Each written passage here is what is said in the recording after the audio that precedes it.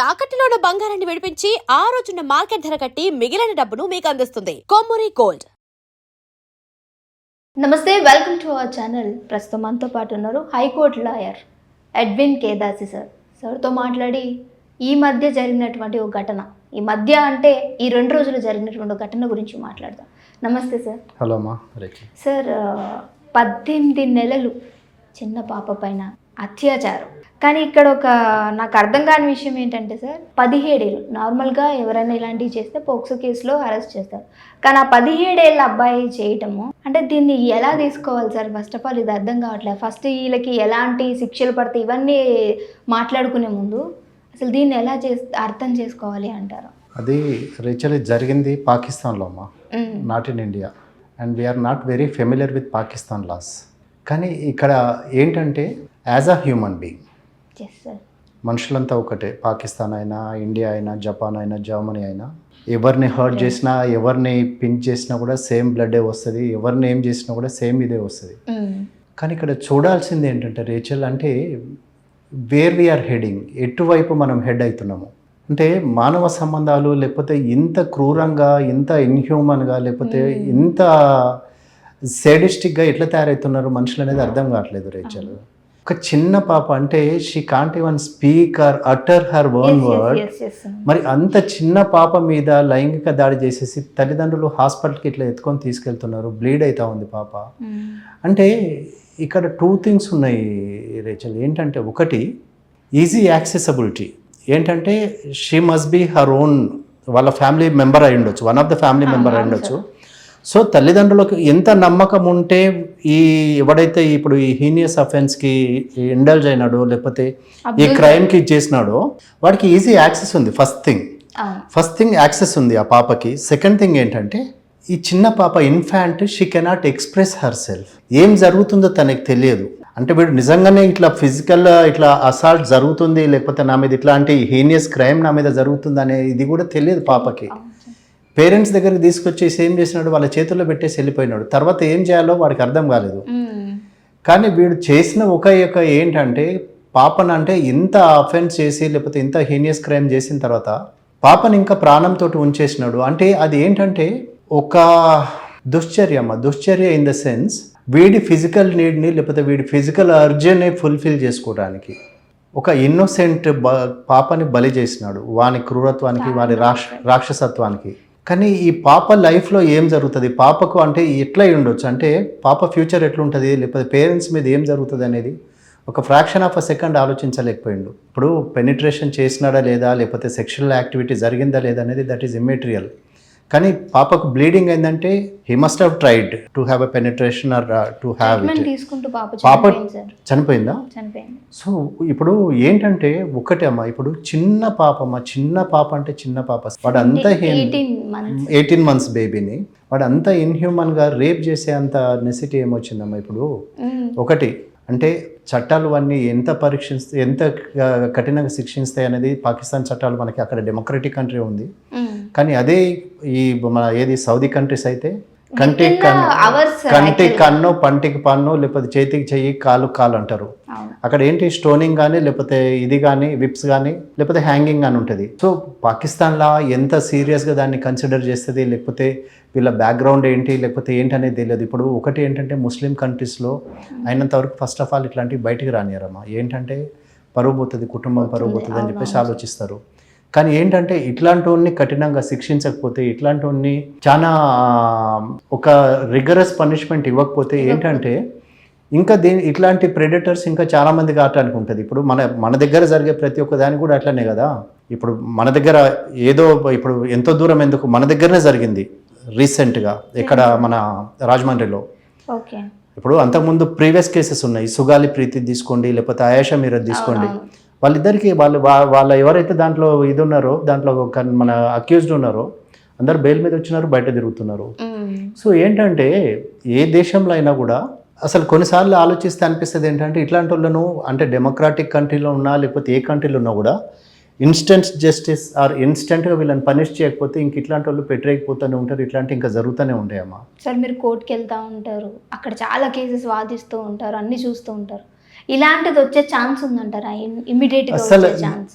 ఇమ్మీడియట్గా అంటే ఎక్కడ రాదమ్మా అసలు. అంటే మనకున్న సిస్టంలో అయితే అంత ఈజీగా రాదమ్మా. ఇప్పుడు ఒక పోక్సో కేసులో వాడు నిజంగా అఫెన్స్ చేసినా కూడా, అఫెన్స్ చేసిన పోక్సోలో ఏంటంటే మన జ్యుడిషియరీ సిస్టమ్ ఏంటంటే 100 మంది క్రిమినల్స్ తప్పించుకున్న మంచిదే కానీ ఒక ఇన్నోసెంట్కి మాత్రం కన్విక్షన్ పడొద్దు అని. సో దాన్ని అడ్వాంటేజ్ తీసుకుంటారమ్మా. ఇప్పుడు పోక్సోలో ఫాస్ట్ ట్రాక్ కోర్టులు వచ్చినాయి, ఆయన స్టిల్ గోయింగ్ ఆన్. ఇప్పుడు ఇయర్స్ టుగెదర్ అది నడుస్తూ ఉంటుంది. పోనీ ఇక్కడ కన్విక్షన్ పడింది, నీకు లోవర్ కోర్టులో కన్విక్షన్ పడింది అనుకో, నెక్స్ట్ లెవెల్ కోర్టుకి వెళ్తావు, హైకోర్టుకి వెళ్తావు, లేకపోతే డిస్ట్రిక్ట్ కోర్టుకి వెళ్తావు, అక్కడి నుంచి సుప్రీం కోర్టుకి వెళ్తా అంటావు. సో ఏంటంటే దాన్ని లీనియంట్గా చూస్తున్నారమ్మా. మమ్మల్ని జ్యుడిషియరీ మమ్మల్ని ఏం చేస్తుంది, లేకపోతే మాకు న్యాయ వ్యవస్థ మమ్మల్ని ఏం చేస్తుంది, మేము ఏం చేసినా చెల్లుతుంది, లేకపోతే వచ్చినప్పుడు చూద్దాంలే, ఈ లోపల ఏదైనా కావచ్చు, నేనే చచ్చిపోవచ్చు, లేకపోతే ఇంకెవరికన్నా ఏమన్నా కావచ్చు, ఈ లోపల ఈ థర్డ్ పార్టీస్ వస్తారు, మీడియేటర్స్ వస్తూ ఉంటారు మా వీటిలలోకి వచ్చేసి. ఏంటంటే రీసెంట్గా నేను ఒకటి చూసిన పోక్సో కేసు, అమ్మాయిని నిజంగానే వాడు రేప్ చేసిండు, అంతా అయింది, ట్రయల్ నడుస్తూ ఉంది. ఏంటంటే అదే అమ్మాయిని పోయి పెళ్లి చేసుకున్నాడు, 2 పిల్లలు. అత్త మామ వచ్చేసేసి ఏమంటారు, ఇంకా మా బిడ్డని పెళ్లి చేసుకుంది కదా, మేము ఏం చేయాలా, సో మేము కేసు మేము కాంప్రమైజ్ కావాలి అని. కానీ ఇప్పుడు ఇంటెన్షన్ అనేది అక్కడైతే బయటపడింది కదా రేచల్. ఏంటంటే ఫస్ట్ తప్పుగానే అయింది, అది తప్పుగానే వెళ్ళింది. కానీ ఏంటి, ఇంకొకరి పైన వెళ్ళదని గ్యారంటీ ఏంటి? అదే ఇప్పుడు ఒకసారి చేస్తున్నాడు, ఇంకోసారి చేయడానికి ఇప్పుడు దాంతో కాంప్రమైజ్ చేసుకున్నా, ఇంకో దాంతో ఇప్పుడు అక్కడ శిక్ష అనేది లేదు కదా రేచల్, అక్కడ శిక్ష పడలేదు కదా. ఏంటంటే అవును నేను తప్పు చేసిన, ఆమెనే పెళ్లి చేసుకున్నా, ఇప్పుడు నాకే ఇంకా నేను ఇన్నోసెంట్ కదా అని కాడికి వచ్చేసింది కదా మళ్ళీ.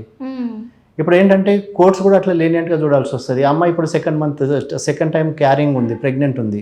ఏంటమ్మా అంటే అవును నేను ఆయననే పెళ్లి చేసుకున్నా, ఆయనతోటే ఉంటున్నా సార్, అత్త మామ అందరు కలిసి హ్యాపీగా కలిసి వెళ్ళిపోతా ఉన్నారు, చూసిన నేను. This happened recently. సో ఏమంటాం చెప్పండి, ఇప్పుడు సిస్టమ్ ఫెయిల్ అందామా, లేకపోతే సిస్టమ్ని మ్యానిపులేట్ చేసినారందామా, లేకపోతే సిస్టమ్ తోటి దాన్ని వాళ్ళు మేనేజ్ చేసినారందామా, ఏం చేసినారందామా? ఇప్పుడు కోర్టులు కూడా సీరియస్గా దీన్ని కన్సిడర్ చేయలేవు కదా. ఒకసారి అమ్మాయి ప్రెగ్నెంట్, ఒకసారి ఒక పాప ఉంది, సెకండ్ ప్రెగ్నెన్సీ వచ్చింది, వాళ్ళ మదర్లో వచ్చేసి బెంచ్ మీద చెప్తా ఉంది, అవును సార్ నా కూతురునో ఆ అబ్బాయి కలిసే ఉంటున్నారు, ఇప్పుడు ఇంకా నేనేం చెప్పమంటారు అంటది. సో ఏంటంటే ఇప్పుడు ఇంకా కొన్ని కేసెస్లో ఎట్లా జరుగుతుందంటే మీడియేటర్స్ ఉంటారు, ఎంతో ఒక లంసమ్ అమౌంట్ మాట్లాడతారు, ఎంత ఇస్తారు కాంప్రమైజ్ కాండి, లేకపోతే విట్నెస్ని హాస్టైల్ చేసేస్తారు, మేము చూడలేదు మాకు తెలియదు అని అంటారు, విట్నెస్ వచ్చి హాస్టైల్ అవుతారు. Police they are doing their best, or మంచి ఇన్వెస్టిగేషన్ చేసినా లేకపోతే బెస్ట్ ఎఫర్ట్స్ పెట్టినా కూడా ఏంటంటే విట్నెస్ హాస్టైల్ అయిన తర్వాత ఏం చేయలేరు, వీళ్ళు లొంగిపోతే ఏం చేయలేరు. తర్వాత ఏంటంటే ఈ థర్డ్ పార్టీస్ వస్తారు మధ్యలో, ఊర్లో సర్పంచో లేకపోతే వార్డ్ మెంబరో లేకపోతే కార్పొరేటర్ ఎవరొకళ్ళు వస్తారు, ఏమొస్తుంది రా భయ్ పెళ్లి చేసుకొని లేకపోతే ఎంత ఇస్తావో చెప్పు సెటిల్మెంట్ చేసేస్తామని చెప్పేసి మధ్యలో స్టార్ట్ చేస్తారు. స్టార్ట్ చేసిన తర్వాత దాంట్లో ఏంటంటే మేజర్ షేర్ ఏమో వాళ్ళకి పోతుంది, ఎవరైతే మీడియేట్ చేసినారో వీళ్ళకి వచ్చేది ఏంటంటే bits and pieces at the end of the day. ఏంటంటే ఈ ప్రాసెస్ అంతా తప్పించుకోవాలి. ఫస్ట్ ఆఫ్ ఆల్ ఇప్పుడు దీంట్లో అన్రిపోర్టెడ్ ఎన్ని పోతాయి రేచల్, ఇప్పుడు రిపోర్ట్ అయినాయి కొన్ని, అన్రిపోర్టెడ్గా ఎన్నో పోతూ ఉంటాయి కదా. సో ఏంటంటే ఇప్పుడు నమ్మటం తప్ప లేకపోతే నమ్మించడం తప్ప. ఇప్పుడు ఈ ఏదైతే ఇప్పుడు పాకిస్తాన్లో జరిగిందో 18 months బేబీది, ఇప్పుడు వాడు మా చుట్టము లేకపోతే మా అన్న కొడుకు అక్క కొడుకో చెల్లెలు కొడుకు అని చెప్పేసి వాడికి అప్పచెప్పినారు. కానీ వాడు చేసింది ఏంటి, ఈ అమ్మాయి ఇన్నోసెంట్ లేకపోతే అమ్మాయి చెప్పుకోలేదు, నేను ఈ టైంకి నా అర్జు నేను తీర్చుకుంటే చాలు, లేకపోతే ఇప్పటికీ నా నీడ్ సాటిస్ఫై అయితే చాలు అని చెప్పేసి ఆలోచించిండు. కానీ ఒక అమ్మాయి లైఫ్ పోయింది కదమ్మా. ఇప్పుడు ఒక హీనియస్ క్రైమ్ ప్లస్ సొసైటీలో రేపు వాడికి ఎట్లుంటుంది ఏమవుతుంది అనేది అయితే తర్వాత సంగతి. కానీ ఒక జీవించే హక్కు ఉన్న పాప లైఫ్ అయితే తీసేసిండు కదా, అది కూడా ఒక బ్రూటల్ దీంతో. It's nothing but it's a murder, rape and murder అంటారు కదా.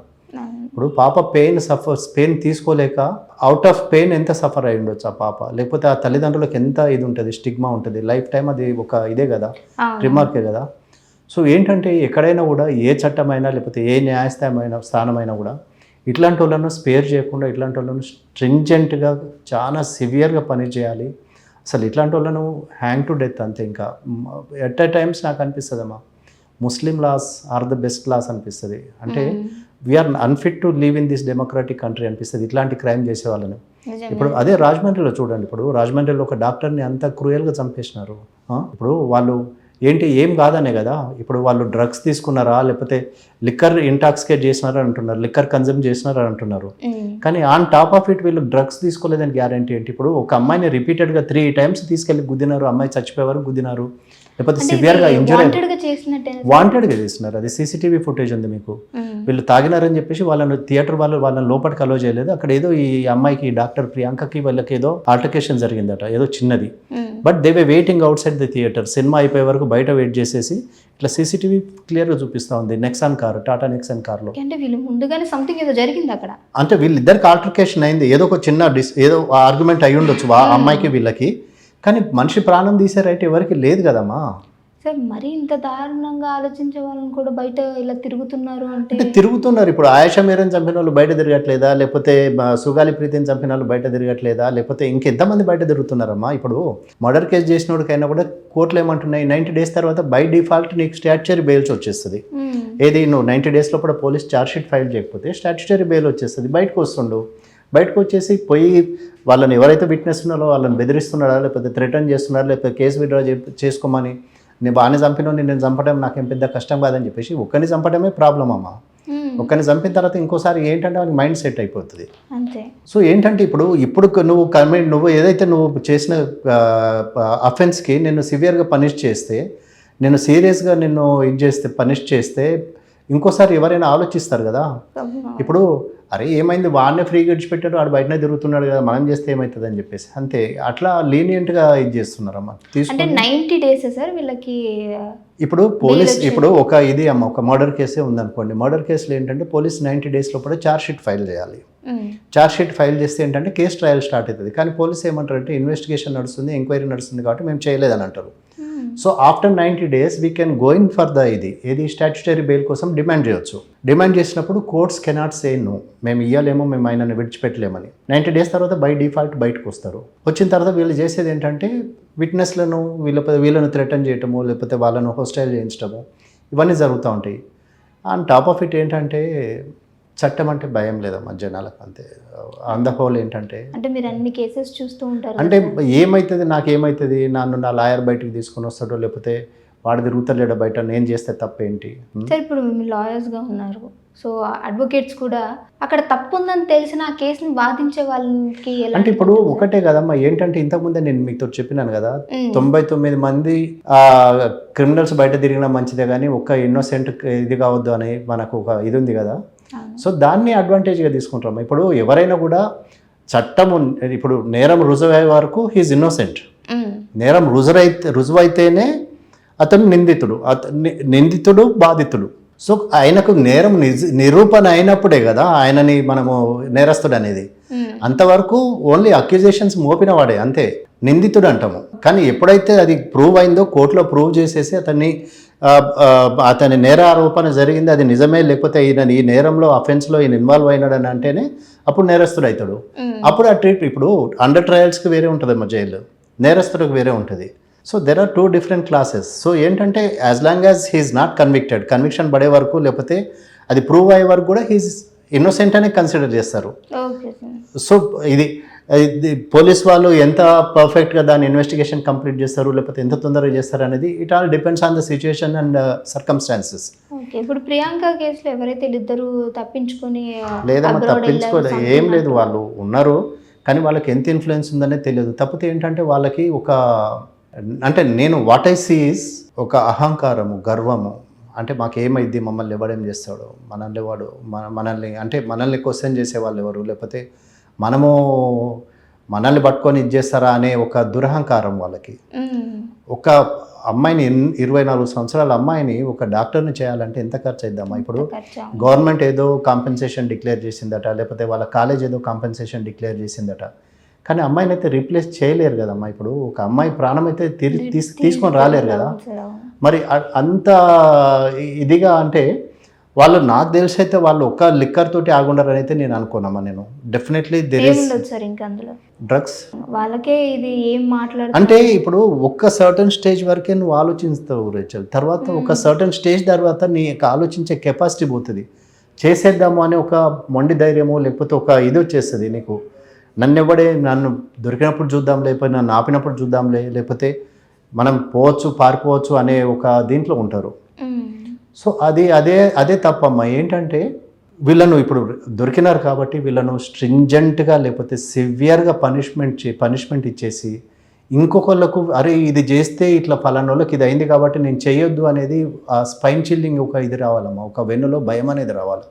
ఆ భయం అనేది వస్తే తప్ప లేకపోతే ఇట్లాంటి క్రైమ్లు ఇంకోసారి ఎవరైనా చేయటానికి కూడా ఆలోచిస్తారు. ఇప్పుడు ఏంటంటే ఏమవుతుంది అంతే, కేర్లెస్నెస్, ఏమవుతుంది, ఏం చేస్తారు, మా నాన్నకు ఆ లాయర్ తెలుసు, లేకపోతే మాకు వీళ్ళు తెలుసు, లేకపోతే సుప్రీంకోర్టు లాయర్ వస్తాడు, అది సుప్రీంకోర్టు లాయర్ వచ్చిండా ఏ లాయర్ వచ్చిండని కాదమ్మా. అక్కడ ఏంటంటే యాజ్ అ హ్యూమన్ బీయింగ్ నీకు ఆలోచించే కెపాసిటీ ఉన్నప్పుడు అది బిఫోర్ మనం చేయకముందు ఆలోచిస్తే ఇవన్నీ చేయం కదా. ఇప్పుడు అదే మీరు మీ పాకిస్తాన్దే తీసుకోండి, లేకపోతే పాకిస్తాన్లో జరిగిన ఇన్సిడెంట్ తీసుకోండి, లేకపోతే డాక్టర్ ప్రియాంక తీసుకోండి, ఏదైనా కూడా దీంట్లో ఎక్కడైనా కూడా victim is always a woman again మళ్ళీ పపెట్రీ ఈజ్ ఆల్వేస్ అ మ్యాన్. ఏంటంటే అదే మన ఏంటంటే నేను ఐఎమ్ అబౌవ్ ద ఇది, నన్ను ఎవరు ఏం చేయలేరు, లేకపోతే ఐఎమ్ అబౌవ్ ద లా, లేకపోతే నేను అబౌవ్ ద ఇది ఉన్నానని ఒక ఓవర్ కాన్ఫిడెన్స్ ఇట్లాంటివి చేయిస్తూ ఉంది. కానీ అది తప్పమ్మా. అంటే ఎవరైనా ఏ దేశం, whether it's Pakistan whether it's in India, ఎక్కడైనా కూడా ఇట్లాంటి వాళ్ళని స్ట్రింజెంట్గా పనిష్ చేస్తే, స్ట్రింజెంట్గా వాళ్ళను కన్విక్ట్ చేస్తే తప్ప ఇట్లాంటి క్రైమ్ ఆగదమ్మా. లేకపోతే మనము లీనియంట్గా ఉన్నంత వరకు మన చట్టము, లేకపోతే మన పోలీసు, మన న్యాయ వ్యవస్థ వాళ్ళని లీనియంట్గా చూసినంత వరకు వీళ్ళు ఇట్లా చేసుకుంటూ పోతూనే ఉంటారు, ఎవరు ఆపలేరు. అండ్ మేము అన్క్వశ్చనబుల్ ఆర్ అన్స్టాపబుల్ లాగా ఆలోచిస్తారు, వీళ్ళ మైండ్ సెట్ అట్లనే ఉంటుంది. కాబట్టి మనం ఏమి అంటే గ్రేట్గా ఎక్స్పెక్ట్ చేసేది ఏమి ఉండదు. తప్పితే ఏంటంటే ఇట్లాంటి వాళ్ళని పనిష్ చేయడానికి సీరియస్గా ఫాస్ట్ ట్రాక్ కోర్స్ చేయాలి, తొందరగా ఇట్లాంటి వాళ్ళని పనిష్ చేయాలమ్మా. అది that's what I wish for them and let their souls rest in peace. Right, thank you sir. Welcome.